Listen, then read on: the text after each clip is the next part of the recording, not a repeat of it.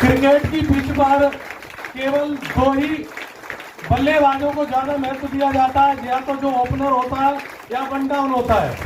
Opening Paneru जी ने कर दी है, वन डाउन पे मैं आया हूँ, जिम्मेदारी मेरी ज्यादा बढ़ जाती है और अब मुझे खुल के बैटिंग करनी होगी, जिससे कि आपको वो जानकारी दे पाऊँ जिसकी उम्मीद आप सब लोग मेरे से रखते हैं।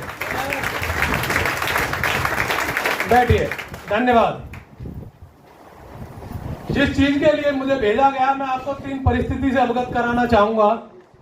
बहुत अच्छा लगता है, ये कंडीशन कहीं ना कहीं हमारी लैब में हो रही है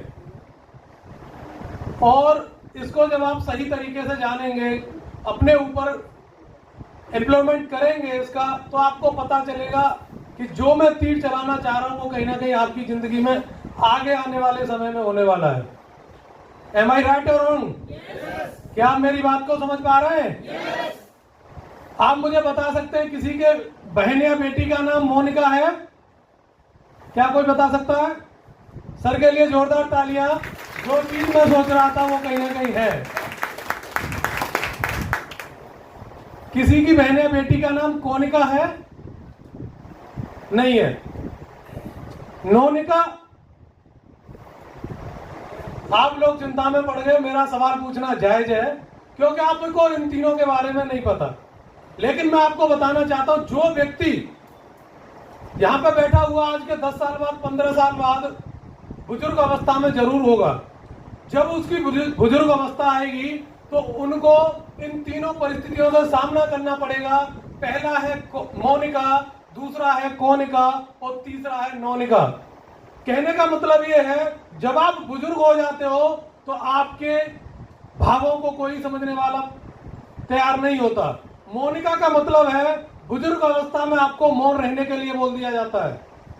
कोनिका का मतलब ये है कि आपको कोने में बैठने के लिए बोल दिया जाता है।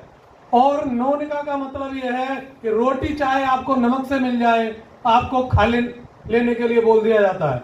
और यही स्थिति प्रत्येक व्यक्ति के सामने होने वाली है अगर उसके पास रोजगार नहीं होगा।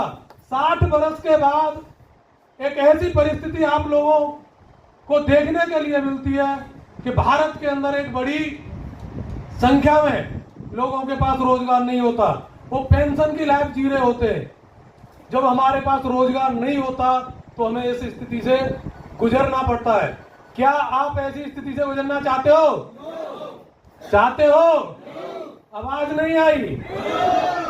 यहां पर आपके रोजगारों का विकल्प है और एक ऐसा विकल्प जो आपके अंतिम सांस तक आपके साथ रहेगा। इस विकल्प के साथ इसी तरीके से रहोगे। जय आरसीएम कौन बोलेगा फिर? जय आरसीएम। बहुत अच्छा लगा। अब मैं आगे बढ़ता हूं। मैं अपने साथियों से पूछना चाहूंगा, कुछ साथी हमारे बीच में ऐसे भी होंगे जो 5 या 10 किलोमीटर की दूरी से आए होंगे। हाथ खड़ा करेंगे। 5 या 10 किलोमीटर की दूरी से आए। मैं चाहूंगा बहन जी के लिए और सभी लोगों के लिए एक बार जोरदार तालियां। कुछ साथी हमारे बीच में ऐसे भी होंगे 20 से 25 किलोमीटर की दूरी से आए होंगे। हाथ खड़ा करेंगे। सर के लिए जोरदार तालियां। और कुछ साथी ऐसे भी होंगे जो 50-60 किलोमीटर की दूरी से आए होंगे। सर के लिए जोरदार तालियां। और मुझे ऐसा लगता है कि कुछ लोग ऐसे भी होंगे जो 100 किलोमीटर की दूरी से आएंगे। कोई है हमारे बीच में? सर के लिए जोरदार तालियां। और कोई 200 या उससे भी ज्यादा किलोमीटर की दूरी से आए वो भी अपना हाथ खड़ा कर सकता है। सर के लिए बहुत जोरदार तालियां। बहुत अच्छा लग रहा है। बहुत अच्छा लग रहा है कि इतने जुझारू लोग जो आरसीएम बिजनेस को इतने अच्छे तरीके से समझते हैं यहाँ पे आए हुए। इनका समर्पण इस बात को दर्शाता है कि बिजनेस के प्रति कितने गंभीर है। ठीक है, देखिए आप जो काम करते हो ना, वो 5 प्रकार से काम करते हो। अगर आपने इस 5 प्रकार को सही तरीके से समझ लिया तो आप आरसीएम बिजनेस को सही तरीके से कर रहे हो। इनमें एक ही काम बारी है। देखिए हमारे काम करने की जो प्रवृत्ति है वो पहली प्रवृत्ति है प्रभाव की प्रवृत्ति। हम किसी से प्रभावित होकर काम करते हैं और आप भी किसी न किसी से पर्सनल लाइफ में प्रभावित हो गए। दूसरी स्थिति है दबाव वाली स्थिति। हम मजबूरन होकर किसी न किसी व्यक्ति के दबाव में काम करते हैं। यस। तीसरी स्थिति है अभाव की स्थिति, ये हमारी जिंदगी में कहीं ना कहीं होती है, आपको समझनी पड़ेगी। हम अभाव के कारण काम करते हैं। और चौथी स्थिति है लगाव की स्थिति।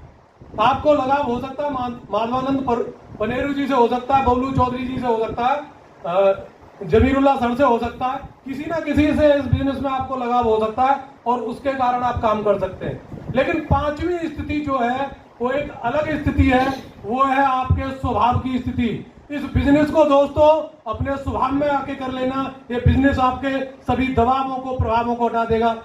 Thank you.